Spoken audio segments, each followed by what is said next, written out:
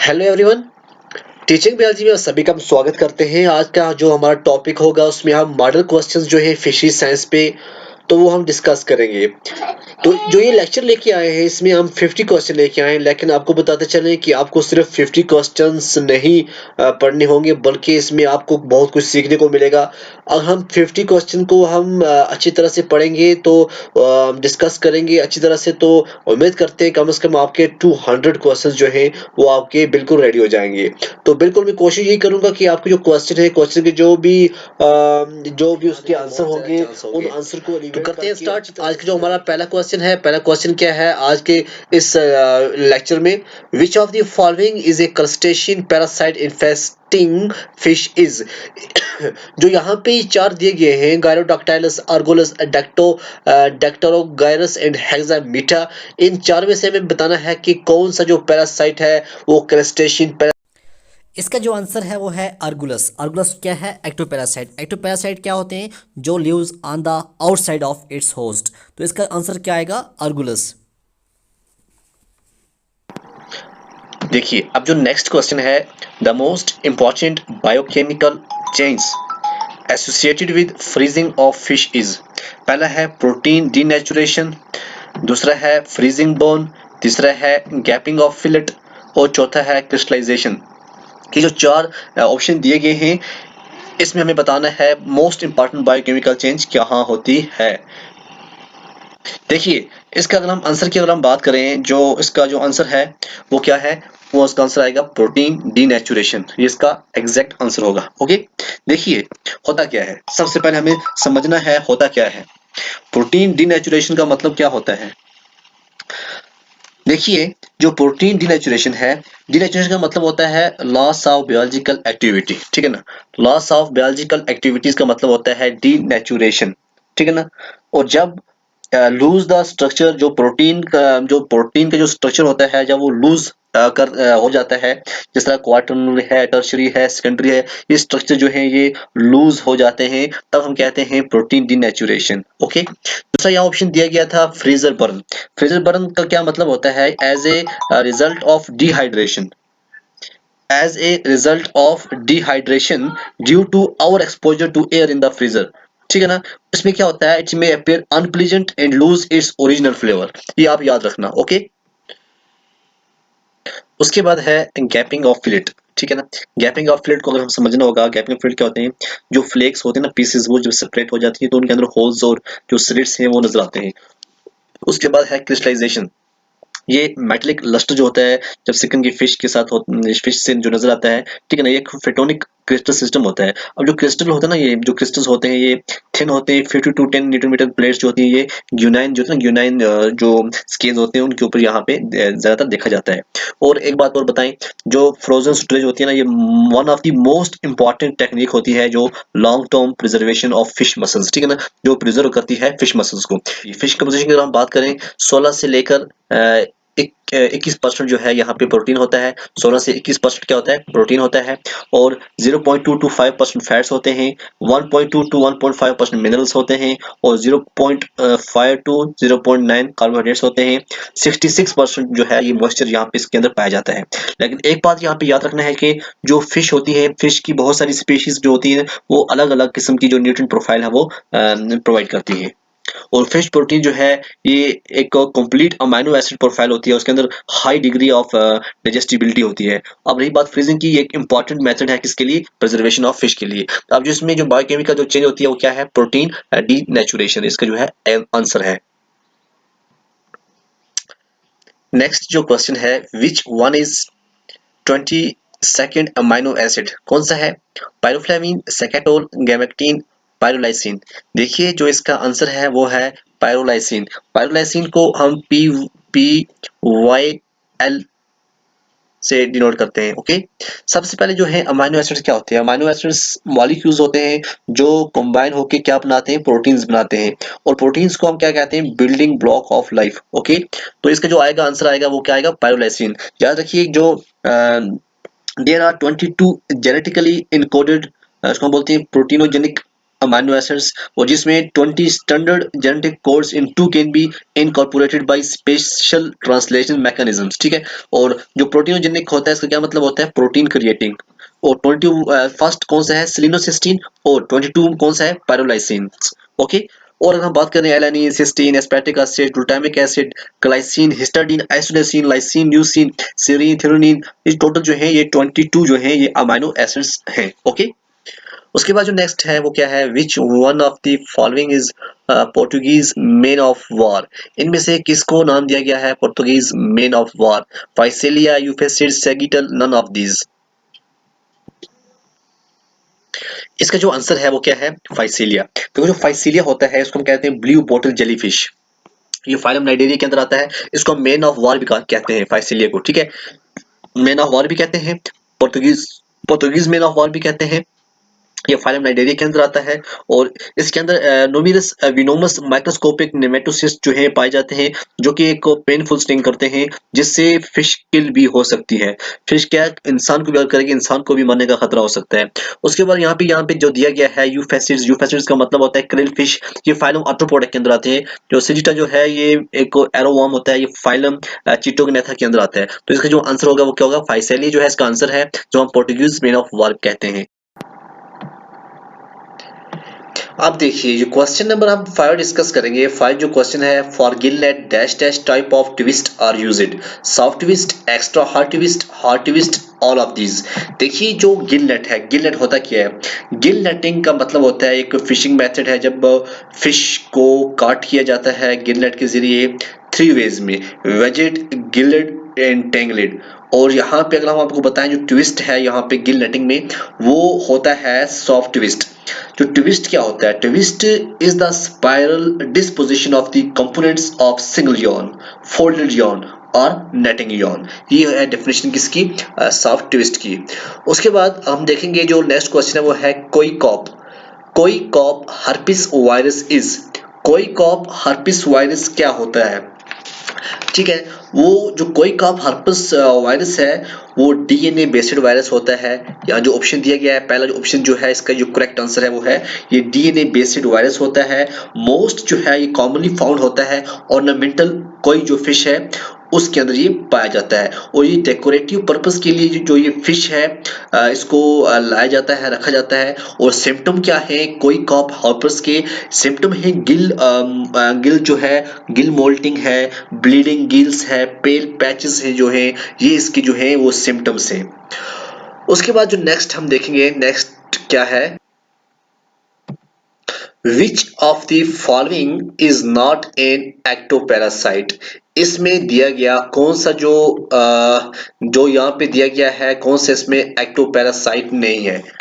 अब देखिए जो एक्टोपैरासाइट होता क्या है, एक्टोपैरासाइट उस पैरासाइट को कहते हैं जो आउटसाइड ऑफ इट्स होस्ट रहता है। ओके। यहाँ पे जो आंसर आएगा वो आएगा आर्गुलस। आर्गुलस किसको कहते हैं, आर्गुलस होता है फिश लाउस को हम आर्गुलस कहते हैं।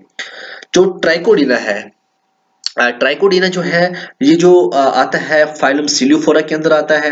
और जो हेक्सामीटा है ये क्या करता है, ये इंटेस्टाइन को जो है ये अफेक्ट करता है, ठीक है ना। अब इसका जो आंसर है वो है आर्गुलस। और 8वां क्वेश्चन जो दिया गया है, fish muscles protein denaturation is due to change in. जो फिश मसल के अंदर जो प्रोटीन की डीनेचुरेशन होती है वो ड्यू टू चेंज इन, किसके अंदर चेंजिंग आती है तब जाके होती है। पहला ऑप्शन है सार्कोप्लाज्मिक प्रोटीन, दूसरा है स्ट्रोमा प्रोटीन, तीसरा है मायोफिब्रिल प्रोटीन और चौथा दिया गया है मायोजिन। अब देखिए जो इसका आंसर है, आंसर क्या होगा, देखिए जो सार्कोप्लाज्मिक होता है, सार्कोप्लाज्मिक जो है वो क्या होता है, sarcoplasmic include haemoglobin, myoglobin pigment, ये इसको जो है सार्कोप्लाज्मिक होता है, ठीक है ना। और they are found fluid surrounding the myofibrils, ये मेड अप ऑफ होते हैं mostly oxidative enzymes, lysosomal enzymes and nucleoproteins, proteins के ये बने हुए होते हैं। अब अगर हम बात करें स्ट्रोमा प्रोटीन की, अगर हम बात करें जो स्ट्रोमा प्रोटीन होता है कोलेजन, इलास्टिन एंड रेटिकुलिन जो है इस स्ट्रोमा प्रोटीन के अंदर आता है। और अगर हम मायोफिब्रिल प्रोटीन की अगर हम बात करें, मसल फाइबर जो है, जो मसल सेल्स होते हैं प्रोटीन्स के वो बने हुए होते हैं, ठीक है ना। और जो एक्टिन और मायोसिन जो है प्रोटीन दो, ये मसल फाइबर के अंदर ये पाए जाते हैं। और फिर है मायोजिन। मायोजिन की अगर हम बात करें, जो मायोजिन होता है ये are found in the sarcoplasm, ये सार्कोप्लाज्म्स। तो इसका जो आंसर आएगा वो क्या आएगा, मायोफिब्रिलर। क्योंकि जो प्रोटीन्स मसल्स के अंदर पाई जाती हैं वो कौन सी होती है, एक्टिन एंड मायोसिन्स, जिनको हम मायोफिब्रिलर प्रोटीन्स भी कहते हैं। उसके बाद नेक्स्ट हम देखते हैं white tail disease, WTD is caused by bacteria, fungus, virus and parasite. ये चार दिए गए हैं। व्हाइट टेल डिजीज किस तरह से कौन काज करता है। देखिए जो व्हाइट टेल डिजीज है ये वायरल इन्फेक्शन है जो कि माइक्रोब्रैकियम और रोसनबर्ग नोडा वायरस जो है इसको ही काज करता है। तो इसका आंसर क्या आएगा, वायरस। ये कौन करता है, ये डिजीज किससे होता है, ये वायरस से होता है। They cause a milky whitish appearance in larva, ठीक है ना, ये लार्वा। उसके बाद जो 10 है वो है बॉडी एनर्जी क्राइसिस फीवर। देखिए जी जो बॉडी एनर्जी क्राइसिस फीवर की अगर हम बात करें, इसके अंदर है ग्लाइकोन्यूजेंसिस है, उसके बाद है ग्लाइकोलिसिस है, ग्लाइकोजेनेसिस है, ठीक है ना। ये यहाँ पे 3 दिए गए हैं। एनर्जी क्राइसिस का मतलब देखो, अगर हम बाहर की बात करें, अगर हम इकोनॉमी की बात करें, इकोनॉमी में भी एनर्जी क्राइसिस आई जाती है। उसका मतलब होता है जब प्राइस राइस हो जाए, प्राइस ज्यादा हो जाए, तब एनर्जी क्राइसिस होती है। लेकिन हमें यहाँ पे बॉडी एनर्जी की बात करनी है तो ग्लाइकोन्यूजेंसिस क्या होता है, synthesis of glucose from non carbohydrates compound is known as gluconeogenesis. Glycolysis होता है one molecule of glucose is degraded into 2 molecules of pyruvate, इसको हम कहते हैं ग्लाइकोलिसिस। और क्या है, glycogenesis, process of glycogen synthesis. अब यहाँ पे अगर हम बॉडी एनर्जी क्राइसिस की बात करें तो सिंथेसिस ऑफ जो ग्लूकोज है, ठीक है ना, तो वही आएगा। दैट मीन्स इसका जो आंसर आएगा वो आएगा ग्लाइकोन्यूजेंसिस। उसके बाद नेक्स्ट हम देखते हैं जी, नेक्स्ट क्या आएगा, नेक्स्ट क्वेश्चन क्या है इसका। नेक्स्ट क्वेश्चन है प्रोस्टैग्लैंडिन्स और hormones, eicosanoids, enzymes, none of these. तो जो प्रोस्टैग्लैंडिन्स है वो क्या होते हैं, they are a group of lipids made at sites of tissue damage, okay, और hormones created during a chemical reaction at the site where an injury occur. तो ये जो है प्रोस्टैग्लैंडिन है, ये क्या होते हैं, ये हार्मोन्स होते हैं। तो इसका आंसर क्या आएगा, ए पार्ट आएगा, इसका आंसर आएगा, ओके। उसके बाद जो है, जो नेक्स्ट क्वेश्चन है वो क्या है, the causative agent of disease that can be transmitted from brood stock, ठीक है। ये क्वेश्चन यहाँ पे दिया गया है, क्वेश्चन नंबर ये 12 है। कॉजेटिव एजेंट जो disease that cause can be transmitted from brood stock. सबसे पहले अगर हम देखें ब्रूड स्टॉक किसे कहते हैं, ठीक है ना। तो जो ब्रूड स्टॉक होता है ये group of mature individual used in aquaculture for breeding purpose. किसके लिए, ब्रीडिंग पर्पस के लिए जो इंडिविजुअल्स हम इस्तेमाल करते हैं एक्वाकल्चर के लिए, तो इसका वही होता है ब्रूड स्टॉक। अब जो causative agent of disease that can be transmitted from, वो क्या आएगा, WSSV। WSSV का मतलब होता है white spot syndrome virus, presence of white spot in the exoskeleton. ये है इसका आंसर WSSV। फिर है जी क्वेश्चन नंबर 13, अगर हम डिस्कस करें इसमें क्या है, antibodies are produced by. Antibodies को कौन प्रोड्यूस करता है, lymphocytes, thrombocytes, leucocytes, all of these. ये यहाँ पे ये 4 दिए गए हैं। तो जो एंटीबॉडीज होती हैं इनको लिम्फोसाइट्स प्रोड्यूस करते हैं। एंटीबॉडीज क्या होते हैं, ये proteins produced by the immune system from the body stores of immunoglobulin, okay. तो इसका आंसर क्या आएगा, लिम्फोसाइट, इसका जो है ये करेक्ट आंसर है।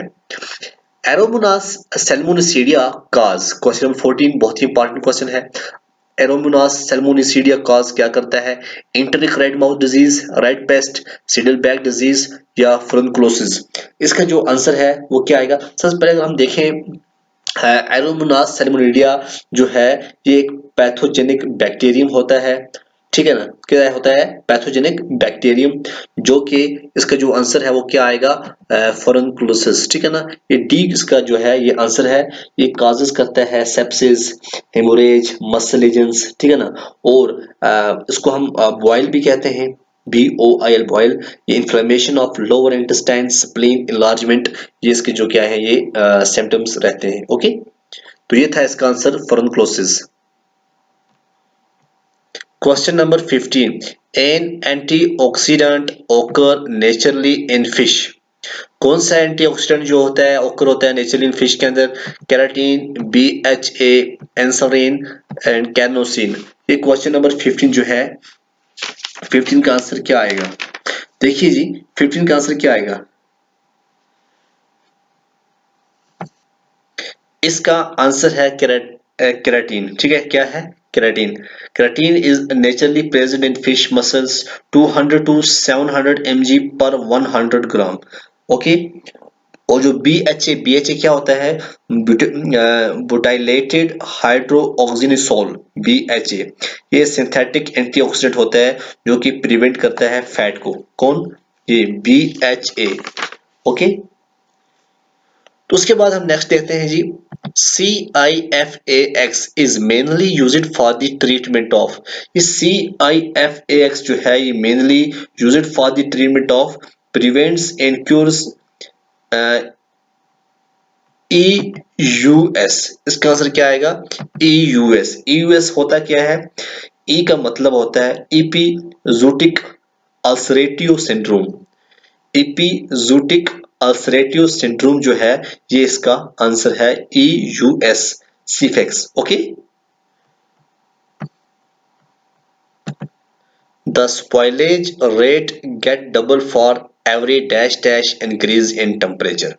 spoilage rate get double for every dash dash, इसका आंसर क्या आएगा? 10 degree Celsius. Okay, the most important bacteria which produce histamine from histidine। इसका क्या आंसर आएगा? देखिए जी, जो मोस्ट इंपॉर्टेंट बैक्टीरिया है जो प्रोड्यूस करता है हिस्टामिन फ्रॉम हिस्टाडीन वो है मोर्गेनिला स्पीशीज। ओके, अगर हम बात करें आर प्लेंटिकोला, फोटोबैक्टीरियम, डेम्सिलिसिया, ये जो तीन जो मैंने डिस्कस किए ये जो है क्या करते हैं? ये प्रोड्यूस करते हैं हिस्टामिन फ्रॉम हिस्टाडीन। लेकिन यहाँ पे जो आंसर दिया गया है वो है मोर्गेनिला स्पीशीज जो है इसका ये करेक्ट आंसर है। डी पार्ट इसका जो है ये करेक्ट आंसर है। अगर वहां पे आर प्लेंटिकोला दिया गया होता तब हम आर प्लेंटिकोला को टेक करते, वहां पे अगर फोटोबैक्टीरियम डेम्सिलेक दिया होता तो हम उसको टेक करते। तो इसका जो सही आंसर है वो मोर्गेनिला स्पीशीज है। The length at which 50% of the fish are caught is known as। The length at which 50% of fish are caught, उसको हम क्या कहते हैं? जब 50% फिश को काट किया जाए, ठीक है, उस लेंथ का नाम क्या है?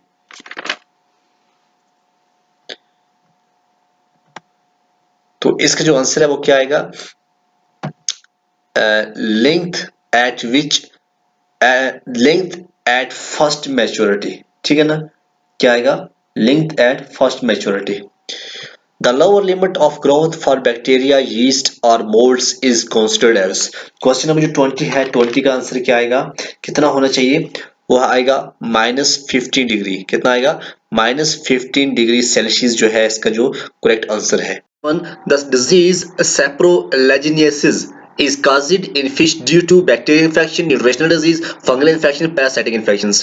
मैं एक लेक्चर लेके आऊंगा डिजीज इन फिशेस के ऊपर, उसमें हम बैक्टीरियल डिजीज, न्यूट्रिशनल डिजीज और फंगल डिजीज, पैरासाइटिक डिजीज, इसके बारे में वो एक अच्छा सा लेक्चर लेके आऊंगा तकरीबन आधे घंटे का, जिसमें तमाम जो भी आपके जो डिजीज के रिलेटेड कोई भी क्वेश्चन होगा वो आप वहां से आपको जो कॉन्सेप्ट होगा पूरा अच्छी तरह से क्लियर हो जाएगा। लेकिन अभी हमें ये बताना है जो सेप्रोलेगनियासिस जो डिजीज है इसको कौन काज। तो इसका आंसर है फंगल इन्फेक्शन। ठीक है, जो सेप्रोजेनेसिस है इसको हम विंटर फंगस भी कहते हैं और ये cause by fungi usually in the genus saprolegnia. ये इसका करेक्ट आंसर है। 22 क्या है? Question number 22, without which of the following staining agent gram staining can also be performed. देखिए यहाँ पे ये कहता है जो ग्राम स्टेन होता है ये इन्वॉल्व होता है applying a sample from the infected areas. Okay, तो इसका जो लेबोरेटरी प्रोसीजर यूज करते हैं हम किसके लिए? डिटेक्ट करते हैं कि प्रेजेंस ऑफ बैक्टीरिया और समटाइम्स हम फंजी को देखते हैं जो हम सैंपल देखते हैं। तो इसमें क्या आएगा? देखिए जो क्रिस्टल वायलेट है ये यूज होता है और ग्राम आयोडीन भी यूज होता है, सेफ्रानीन भी होता है, लेकिन सिर्फ जो 95% अल्कोहल जो है ये इसमें यूज नहीं होता है। तो इसमें लिखा गया है विदाउट विच, तो इसका आएगा 95% ऑफ जो अल्कोहल है इसके बगैर होता है। 23, in tropical fishes age could be calculated from Vertebra length frequency analysis, otolith, all of these। देखिए जी सबसे पहले हम अगर देखें इसका आंसर क्या आएगा? इसका आंसर आएगा ओटोलिथ। क्या आएगा? ओटोलिथ। ओटोलिथ क्या होते हैं? इसको हम एयर स्टूल भी कहते हैं जो कि प्रेजेंट होते हैं internal air of the fishes. जब फिश को किल किया जाता है उसके बाद उसको डाइसेक्ट किया जाता है और उसके बाद ओटोलिथ जो है उसको बाहर निकाला जाता है और जो उसके अंदर एनुलेशंस होते हैं उसको काउंट किया जाता है। तो इसी तरह ओटोलिथ जो है ओटोलिथ से क्या करते हैं? एज को कैलकुलेट किया जाता है। The parasitic life cycle of Diplostomum is completed। तो जो इसका आंसर क्या आएगा? Fish. Okay, parasitic life cycle of diplostomum जो है ये कंप्लीट कहां पे होती है? ये फिश के अंदर जाके ये कंप्लीट होती है।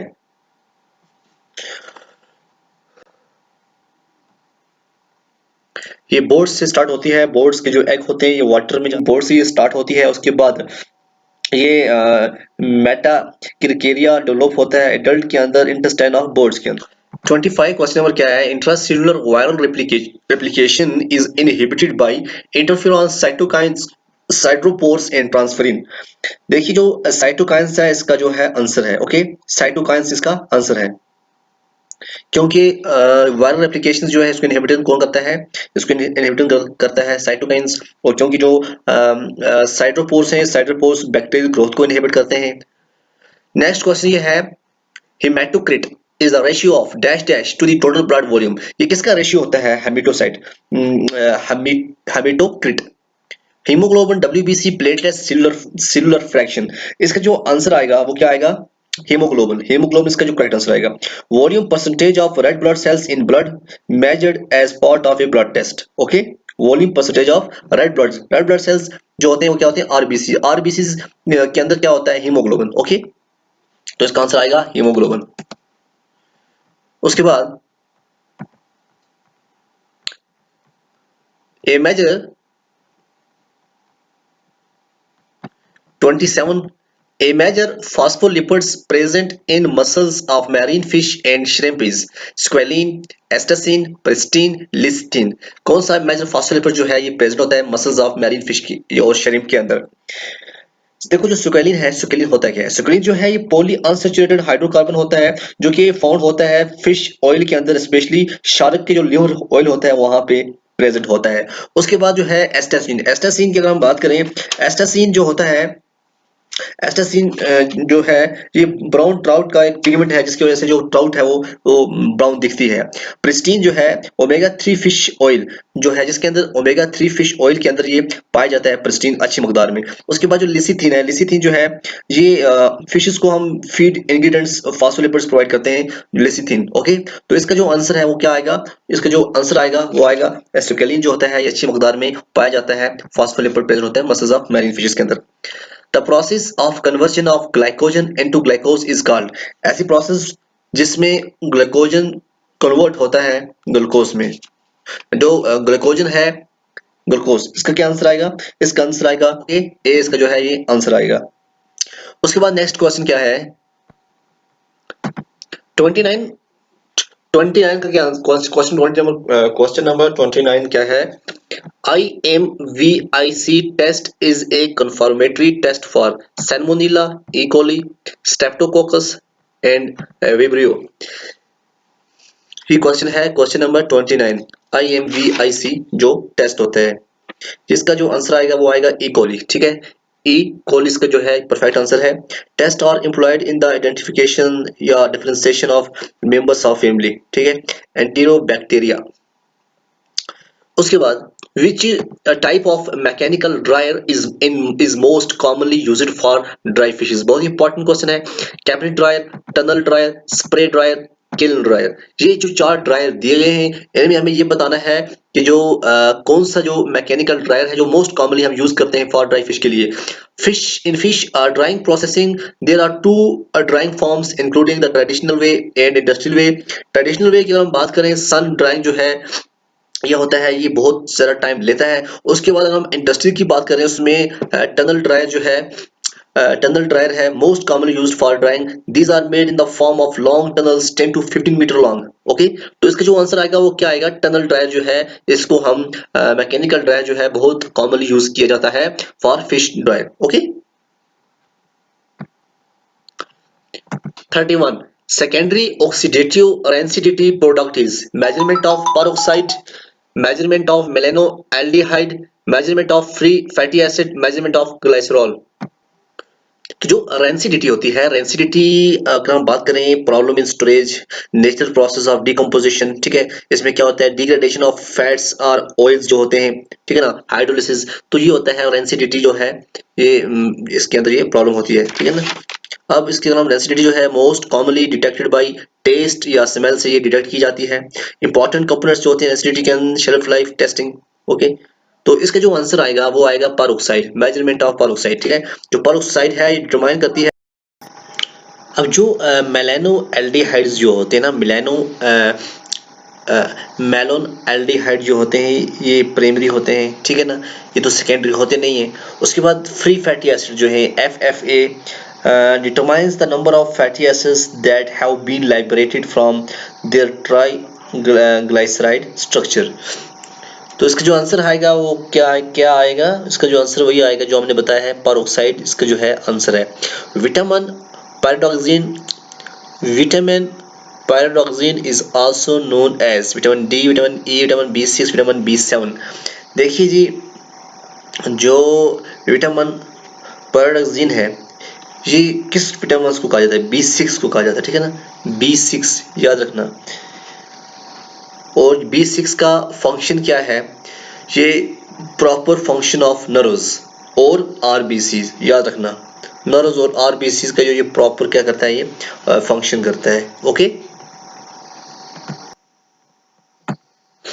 the action of most of the spoilage bacteria is preventing a dash dash salt concentration level।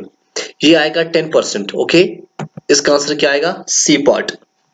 White spot formation in salt cured fish is due to formation of disodium hydrogen phosphate, dimagnesium hydrogen phosphate, dipotassium hydrogen phosphate and dicalcium hydrogen phosphate। इसका जो answer है वो क्या है, डाइपोटेशियम hydrogen phosphate जो है इसका ये करेक्ट आंसर है। Okay, the carcinogenic compound present in wood is guaiacol, benzopyrene, phenol, formaldehyde. Aldehyde की बात करें ये कलरलेस कॉमनली यूज होता है, फंजीसाइड, जर्मिसाइड। तो इसमें अगर हम बात करें गोयाकॉल जो है ये डिसइंफेक्टेंट इसकी प्रॉपर्टीज होती हैं। तो उस हिसाब से अगर हम बात करें जो इसका आंसर है, इसका आंसर क्या आएगा, बेंजोपायरीन। क्योंकि ये जो है naturally emitted by forest fires and volcanic eruptions. ठीक है ना, तो ये कार्सिनोजेनिक होता है जो कि वुड के अंदर भी प्रेजेंट होता है। The basic sampling unit for fish population dynamics is species stock population dynamic cohort। इसका जो आंसर है वो क्या आएगा, स्टॉक। स्टॉक इसका करेक्ट आंसर है। स्टॉक जो है सबसेट ऑफ स्पीशीज, और स्पीशीज क्या है, ये बेसिक टैक्सोनॉमिक यूनिट होता है। ये इसका आंसर है।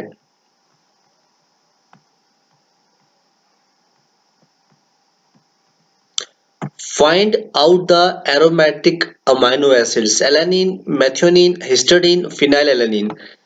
अब इसमें ये बताना है कि कौन सा है तो इसका जो आंसर है वो है फिनाइल एलानिन। फिनाइल एलानिन इसका करेक्ट आंसर है। नेक्स्ट है when the area of hemorrhage is less than 1 to 2 mm then it is called। सबसे पहले हेमोरेज क्या होता है? हेमोरेज ब्लीडिंग होती है जिसको हम हेमोरेज कहते हैं। ये नेम इसलिए यूज होता है ताकि हम दिखाएं, डिस्क्राइब करें कि ब्लड जो है उस वो लॉस हो चुका है, ठीक है ना। तो ब्लड लॉस होता है इनसाइड द बॉडी, उसको हम इंटरनल ब्लीडिंग कहते हैं, या हम कहते हैं कि ब्लड जो लॉस होता है आउटसाइड ऑफ द बॉडी उसको कहते हैं एक्सटर्नल ब्लीडिंग, ठीक। और जो ब्लड लॉस होता है इसका कोई एरिया होता है, क्या होता है? एरिया होता है। अब जहाँ पे अगर हम बात करें, यहाँ पे जो पहला दिया गया है ये है एक्कीमोटिक, दूसरा है हेमाटोमा, तीसरा है पेटिचिया, चौथा है पेन बुरिश।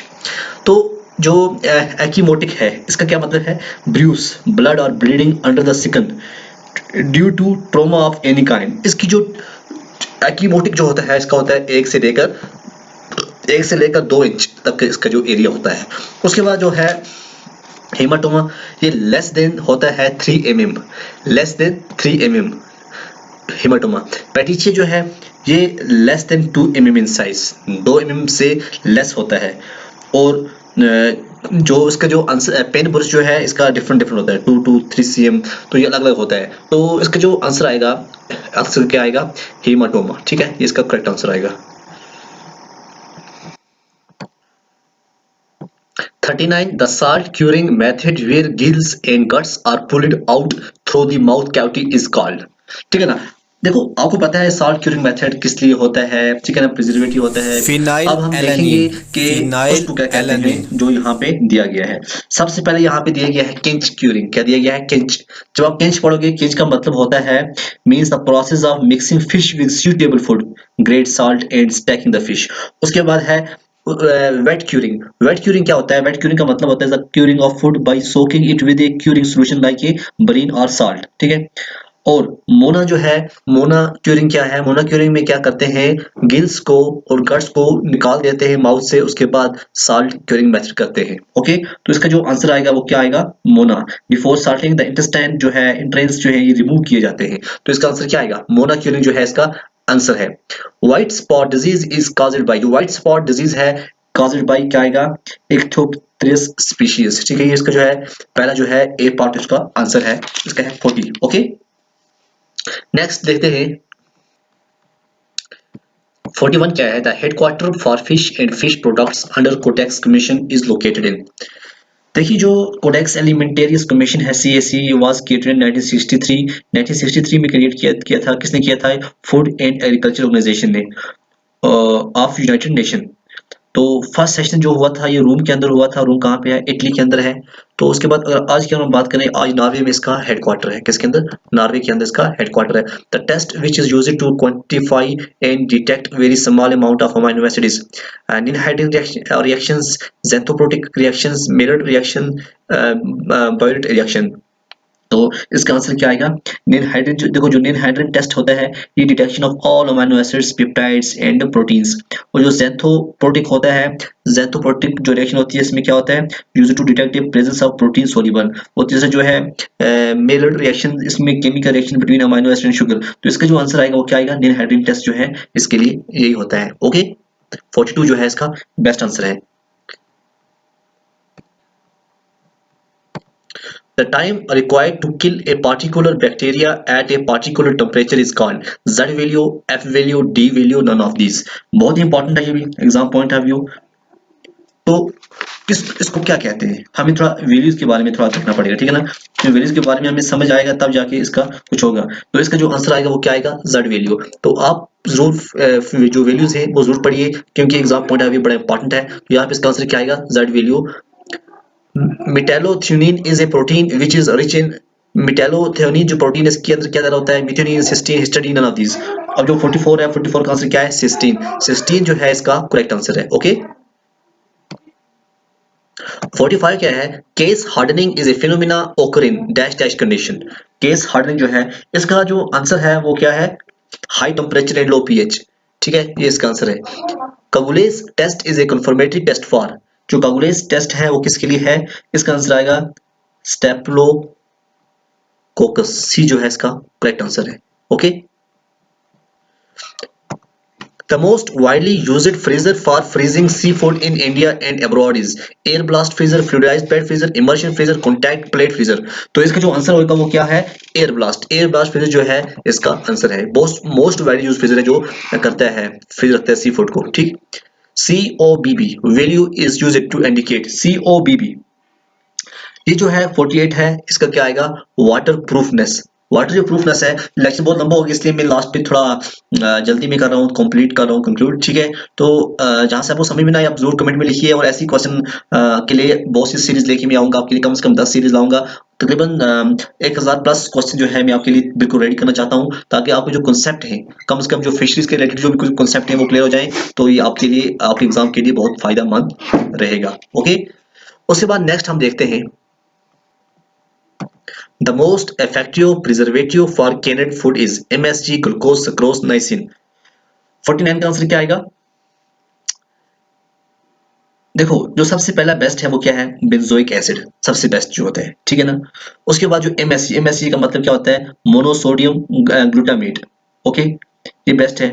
नाइसिन जो है ये चीज पनीर के लिए ये यूज होता है, नाइसिन जो है ना। ठीक है ना। तो ग्लूकोज सुक्रोज जो है ये प्रिजर्वेटिव है, लेकिन फिश के लिए ठीक नहीं है। ओके, तो जो इसका आंसर आएगा वो क्या आएगा? मोनोसोडियम ग्लूटामेट जो है MSG, इसका करेक्ट आंसर है। ओके, और भी प्रिजर्वेशन ऑफ फिश का मैं एक टॉपिक लेके आऊंगा, उसके रिलेटेड जो भी क्वेश्चन होंगे वो भी लेके मैं अलग से लेके आऊंगा। तो आप देखते जाइए आगे आगे क्या होता है। हम कोशिश यही करेंगे आपके लिए अच्छा से अच्छा मटेरियल लेके आए। आप MFSC में बैठे हो या आप किसी भी इंट्रेंस की तैयारी कर रहे हो, जो agriculture animal and sheep husbandry के रिलेटेड क्वेश्चन हो, जो टॉपिक हो, वो भी इसी में हम कंक्लूड करेंगे।